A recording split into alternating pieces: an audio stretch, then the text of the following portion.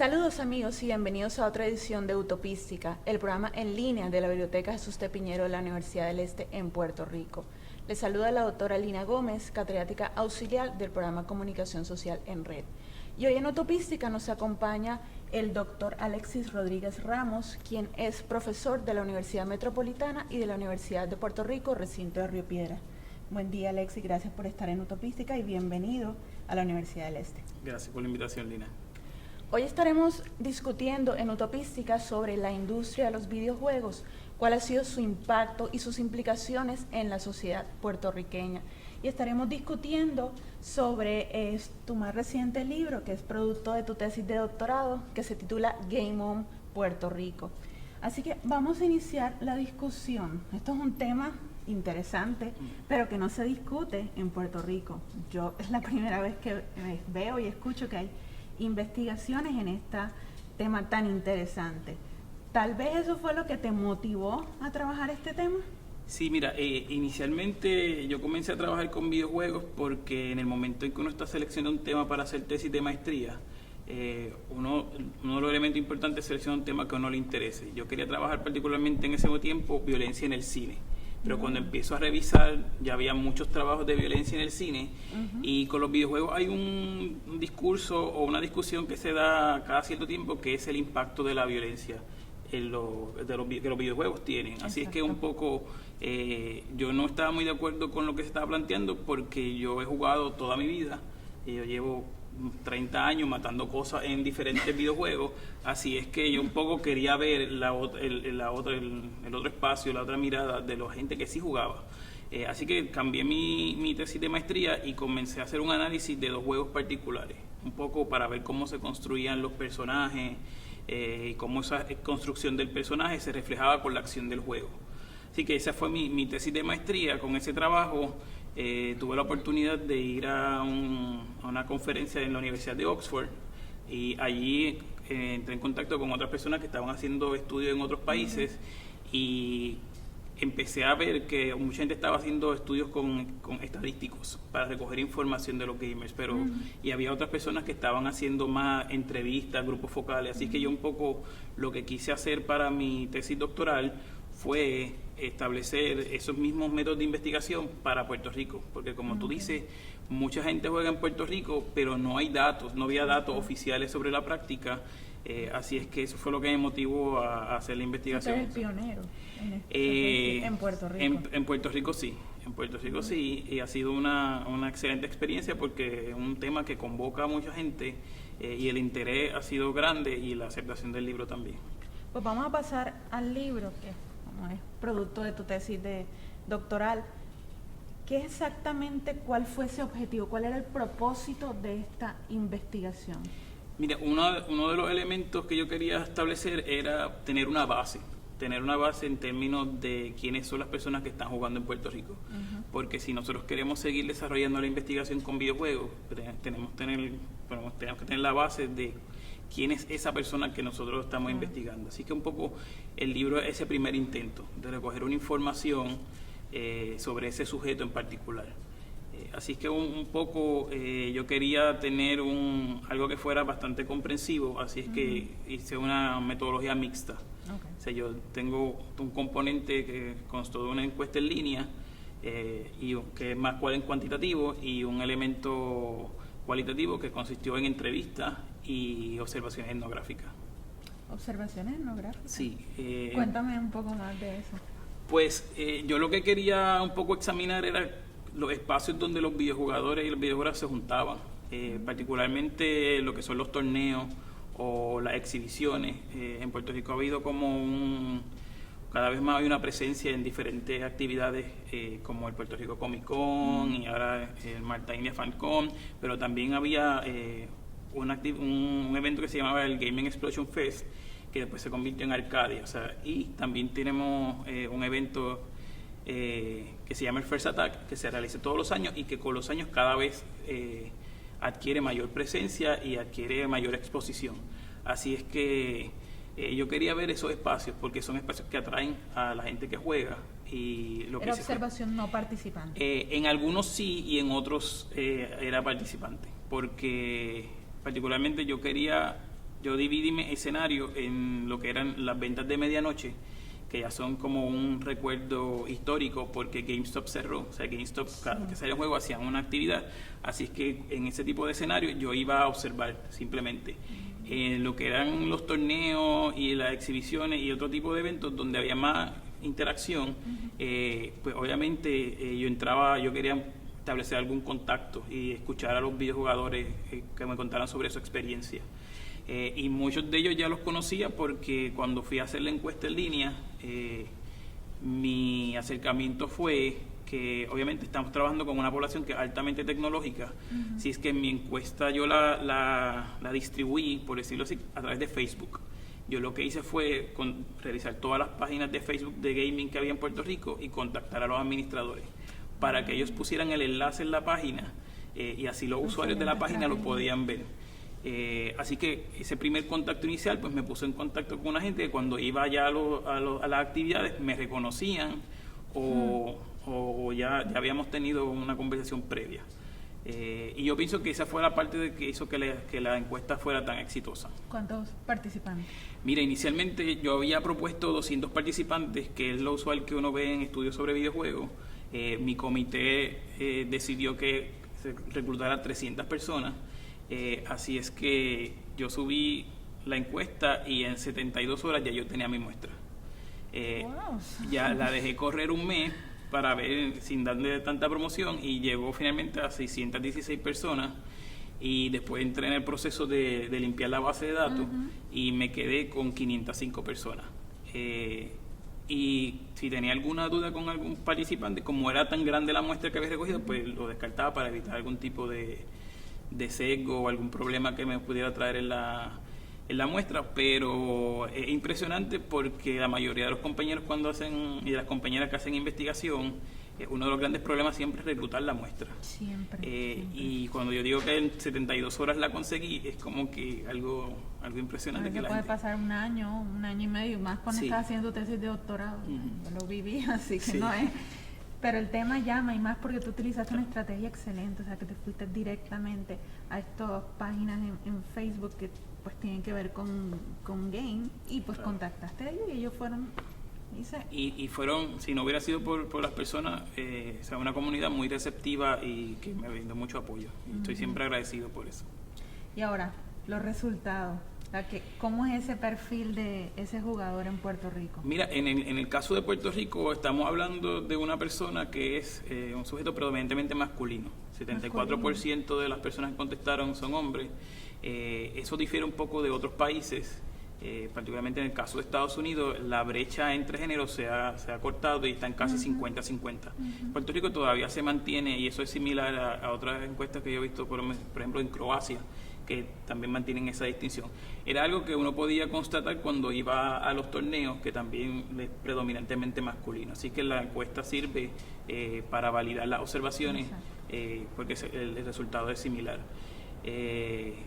La mayoría del grueso de las personas están entre 19 y 21 años. El promedio, sin embargo, es 33 años, porque hubo personas hasta de 56 años que contestaron la encuesta. Así es que, pero la medida de 33 años es importante porque es similar a lo que ocurre en otros países y es algo que uno tiene que ver con el desarrollo histórico de los videojuegos, que es una industria que cogió más fuerza durante los años 80, así es que hay gente que todavía permanece jugando. Así que un poco el elemento de la edad es consono con ese desarrollo histórico. En términos de educación fue bien significativo porque entre personas que están haciendo un bachillerato o que ya lo han terminado, es casi como el 65% de la muestra, lo que significa que estamos hablando de una población altamente educada, que no, o sea, difiere un poco de lo que el censo dice en términos de la población general. Así es que 55% de las personas que contestaron son solteros, 35% todavía vive con sus padres. Así que, pero es algo que uno puede entender debido a que todavía están en proceso de estudiar en la universidad entre las edades de 19 y 21 años. Y lo que sería los gustos o los géneros, ¿eso lo mediste? Sí, lo medí. Hay dos tipos de juegos que predominan. Uno es el juego de acción y aventura, que es una categoría bastante amplia, pero sea, la mayoría de la gente la seleccionó, y los juegos de disparo en primera persona, o sea, los first person shooter. Okay. Esas fueron las dos categorías que más personas seleccionaron. Sin embargo, cuando vamos a una comparación por géneros, las mujeres seleccionaron más los juegos que tenían que ver con estrategia y con juegos de baile, etc. Así es que hay un asunto de género. Sí hubo muchas que seleccionaron acción y aventura y RPG, role playing games, pero o sea, había una distinción en que lo seleccionaban más que los hombres, los juegos de baile, por ejemplo. Y bueno, lo que fueron la muestra de las personas que encuestaste, la gran mayoría era lo que se puede llamar un gamer profesional, o era alguien que pues juega esporádicamente. Había una pregunta que tenía que ver cómo la persona se concebía como videojugador, y la mayoría se identificó como un jugador regular. No es alguien que juego esporádicamente cuando pueda, sino que alguien que juega entre 5 y 10 horas a la semana, pero no se consideran un hardcore gamer, que es una persona ya que se dedica mucho tiempo a jugar, y pues un jugador profesional, pues ya eso es su trabajo, básicamente. Así es que un poco está más enfocado en subir su nivel de juego, porque está buscando ya una exposición diferente. Ahora, ¿qué impacto ha traído lo que es la industria de los videojuegos en Puerto Rico, principalmente la parte económica? Como vemos, están jugando, o sea, un jugador regular 5 o 10 horas a la semana, y si yo estoy interesada en este juego que va a salir pronto, voy a comprar, o hacer todo lo posible para comprarlo. ¿Cómo ha sido ese impacto aquí? Mira, cuando GameStop se fue, había una discusión de cuánto dinero estaba generando, y al final el impacto económico es significativo en términos de la venta. Lo que pasaba era que es difícil de establecer, porque una cosa es la venta inicial y la otra cosa era la reventa. Claro. ¿Sabes? La tienda podía vender el juego, lo compraba de nuevo, lo revendía, así que era un poco difícil establecer, pero sí se estimaba que estaba bastante, o sea, era una industria en los millones de dólares en términos de venta. En el caso de los torneos, particularmente me parece bien importante el de First Attack, porque hay un torneo que cuando yo fui la primera vez era en un centro comercial en Toa Baja. El año pasado fue en el Hotel Sheraton, y en el fin de semana ellos movieron alrededor de $75,000 entre lo que fue la venta de habitaciones y las inscripciones y todo el dinero que se movió. Este año fue en el centro de convenciones. Así que me imagino que un poco el impacto económico, claro, ha ido escalando ahí, cada vez más reconocido, es mucho más grande, así es que, y entonces trae jugadores de otros países. O sea, ya no solamente un evento para jugadores locales, sino que vinieron gente de República Dominicana, varios de Estados Unidos, creo que vino uno de Japón, así que cada vez va cogiendo más reconocimiento a nivel internacional, así que es uno de los espacios que me gusta observar, porque en los últimos 3 años ha crecido exponencialmente. Ahora, ¿esto fue videojuego estar en una consola o también puede ser en un celular? Bueno, yo pregunté, la mayoría de las personas que juegan consolas juegan con teléfonos, en juegos en teléfono celular. Hay todo un debate sobre si jugar juegos en el teléfono te hace gamer o no. Sé que un poco está dividido ese asunto. Sin embargo, hay un autor que se llama Jesper Juhl, que en uno de sus trabajos plantea que no es si son gamers o no, lo interesante que uno tiene que observar es que los videojuegos ya forman parte del mainstream. Sí. Que cualquier persona que tenga un teléfono, ahora cuando tiene que esperar en una sala del doctor o cuando está haciendo fila para pagar en la colecturía o en algún lugar, se pone a jugar un juego. Exacto. Así es que lo que significa es que la presencia de los videojuegos cada vez es más fuerte, al punto de que en la clausura de la Olimpiada de este año, cuando Brasil cerró, que hace el pase a al próximo país, que en este caso va a Japón, uno de los embajadores de Japón fue Mario, de Super Mario Bros. Así es que, y es un personaje que ya la gente, aún los que no juegan, pueden reconocer como una figura culturalmente relevante. Ya, ahora, en la parte de las implicaciones sociales, y ahí uno de los ejemplos que recién ha sido Pokémon GO, sí, todo lo que ha traído esto, que tanto nos estamos cegando a la cultura de los videojuegos, que tanto hacemos ese balance. ¿Cómo tú ves esas implicaciones en la sociedad? ¿Positivas, negativas, o debe haber un balance? Mire, yo pienso que el fenómeno de Pokémon GO lejos de ser algo negativo, fue algo que hizo que la gente saliera a los espacios públicos y que compartiera con otras personas.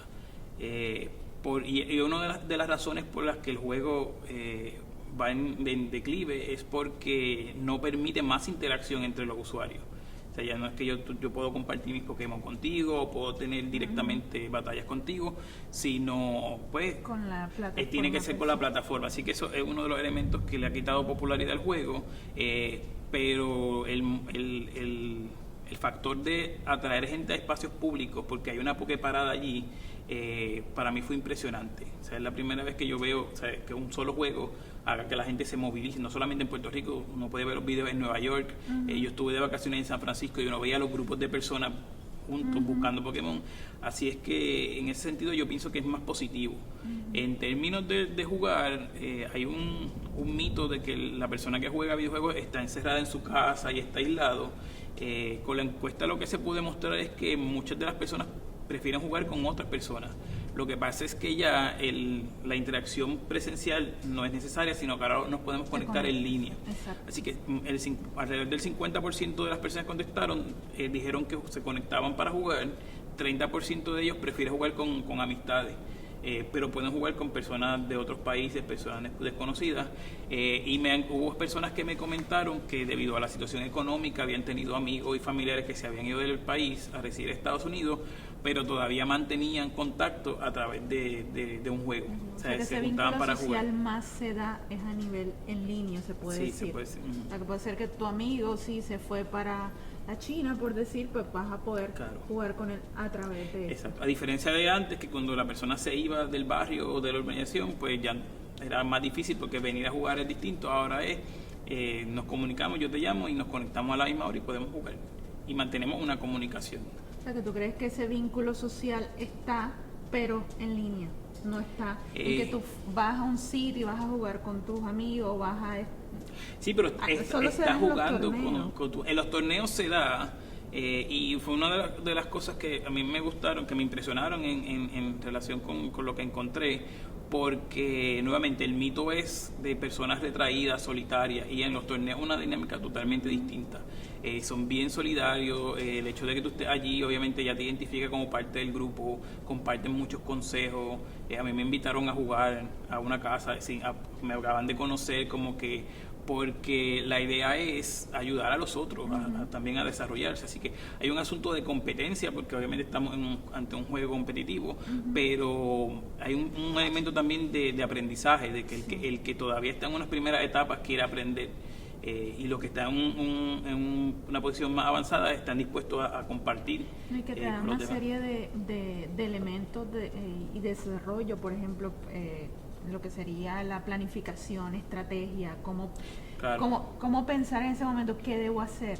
O sea, habilidades que te pueden servir para el día a día donde tú estés, sea como estudiante, sea como profesional, etc. Sí, uno de los elementos que los videojuegos permiten es precisamente eso, porque uno tiene que desarrollar la habilidad de resolver problemas, y de resolver problemas y de ponerlo en práctica y ver si lo que uno decidió es correcto o no. Claro. Y si es incorrecto, darte una oportunidad de volver a repensarlo y poder hacerlo. Y eventualmente uno, como tú dices, desarrolla una forma de pensar de rapidez, de agilidad para resolver situaciones de toma de decisiones, por ejemplo.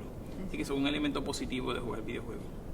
Ahora, ¿cómo este estudio aporta a lo que sería a la disciplina de los Game Studies? Que hay es una disciplina que está naciendo, y bueno, ya está en el caso de una de las divisiones más importantes de comunicaciones, International Communication Association, hay una rama de Game Studies. Imagino que también hay conferencias per se de Game Studies académica.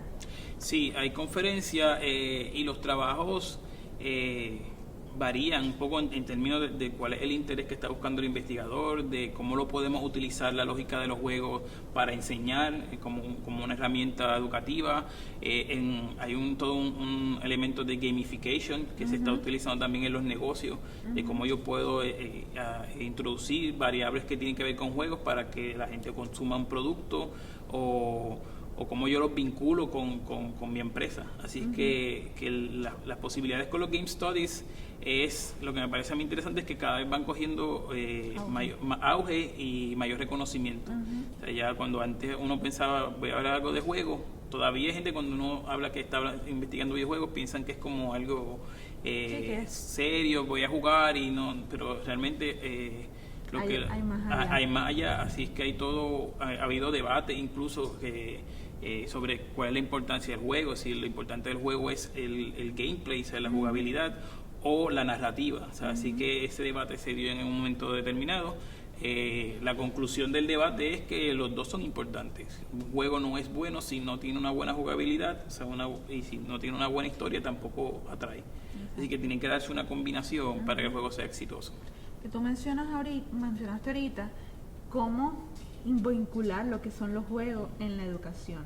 Y yo creo que la clave es que atrae, engancha, ese sentido de competitividad. Yo utilizo muchos juegos en la clase y los estudiantes les encanta. O sea, ¿cómo podemos más vincular, en este mundo académico, como profesores, cómo podemos vincular juego en la academia? Yo creo que uno de los elementos es cómo, y esto tiene que ver con otro crecimiento que se ha dado en la isla, es con las personas que están creando juegos. Tiene que haber una conversación entre este personal que se dedica a programar y a crear juegos con la gente que está en la academia. Por ejemplo, yo conocí, como te comentaba en la conferencia que fui a Oxford, unas personas que enseñaban humanidades. Y así que ellos lo que estaban enseñando eran los mitos homéricos a través de un juego. O sea, ellos hicieron un juego sobre la historia de los semidioses, de Perseo, y entonces obviamente la misma historia que la persona leería en el libro, pero en el juego. Así es que un poco asignaban el juego y después entraban a la discusión de lo que era el mito. Así que yo pienso que para otras disciplinas se podría trabajar. Tu disciplina es psicología social comunitaria. Yo soy psicología social comunitaria. ¿Estás aplicando de alguna forma los juegos? Todavía estoy en un proceso de ver cómo lo puedo traer más al salón de clase, porque quiero que sea relevante. O sea, no quiero hacer algo apresurado, quiero un poco ver y medir cuál va a ser el impacto, pero está en mis planes futuros, inmediatos, trabajar algo en esa línea. Y ahora, siguiendo en esa misma línea, ¿cuál es tu línea a futuro de investigaciones? ¿Vas a seguir trabajando en el campo de los videojuegos? Sí, voy a seguir. Lo que tengo pensado ya para finales de este año o principios del próximo año es volver a realizar la encuesta para tener una comparación. Y estoy tratando, en mi encuesta participaron personas de 18 años en adelante. Lo que estoy tratando es de encontrar una forma para incluir personas entre 14 y 17 años. Un poco para ver cómo esa población, en términos de tiempo de juego, de cuántos juegos consumen, para comparar con una población más adulta. Así que eso tiene unos retos en términos de lo que es el consentimiento informado, pero ya estoy haciendo como que investigación para ver, porque me parece a mí que la encuesta en línea es un instrumento vital en este tipo de trabajo, particularmente por la población con la que estamos trabajando, pero con los menores pues representa un reto diferente. Así es que un poco en eso estoy ahora. Una vez descifré cómo subsanar el problema del consentimiento, es repetir la encuesta, y tengo otros 2 proyectos que me gustaría realizar en términos de investigación para los próximos años. Te deseo mucho éxito y que sea producto de otro libro, la continuación de este, que por cierto, ¿dónde podemos conseguir? Este libro está disponible en Amazon, a través de Amazon, y en Puerto Rico lo pueden conseguir en la librería La Tertulia en Río Piedras, el libro AC en Santurce, en The Bookmark en San Patricio y en el Candil en Ponce. Bueno, Alexis, te agradezco venir hasta la UNE y estar aquí en Utopística. Y gracias por la invitación, así que la orden siempre. Gracias. Bueno, amigos, hemos llegado al final de nuestro programa. Espero que lo hayan disfrutado y hasta otra oportunidad. Que estén bien.